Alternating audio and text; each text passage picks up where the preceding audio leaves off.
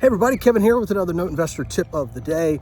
I'm out on my walk and I was thinking about this afternoon. I'm doing a podcast with Dan Deppen. Dan is the new owner of Call the Underwriter, and they pre-qualify people for seller financing. And it's very important, by the way, because the Dodd-Frank Act does say that if you're doing seller financing to a consumer, you need to show that that person has the ability to pay. So it's a little bit gray as to the interpretation of what exactly that means, but there is a qualification process that people need to go through that just, legitimizes that. So they look at the income the person makes, can they handle the payment, what's their debt to income ratio. They will run credit and things like that, but that's not as important as the ability to pay. That's the threshold that we meet.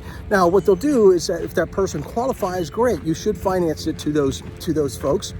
That's a positive thing, but it also adds value to your note later on should you decide to sell that note. And if you're doing this as a business and you're creating notes on a regular basis, so maybe you're a real estate investor and doing seller financing when you sell these properties, if you don't underwrite, at some point in time, if something goes wrong, people can go back up to 3 years and say, you set me up for failure, you didn't meet the qualifications of the Dodd-Frank Act, and you have to pay them back every dime they paid you in the past 3 years, especially if you're in a business, because the IRS looks at a business saying, hey, you're supposed to know what the heck it is that you're doing. So be careful out there if you're running it as a business. If you're doing a one-off here and there and you're not going to underwrite, yeah, sure, you'll be fine. There's no underwriting, police looking for you. But wouldn't you want to know your people are qualified?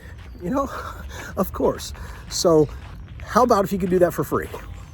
You have that consumer pay the $500 or so that it costs, $500-600 that it costs to do the underwriting process. And if they're not willing to do that, do you really want to sell or finance for them? So it'll be an interesting podcast. It'll air in a couple of weeks. So there's your Note Investor tip of the day.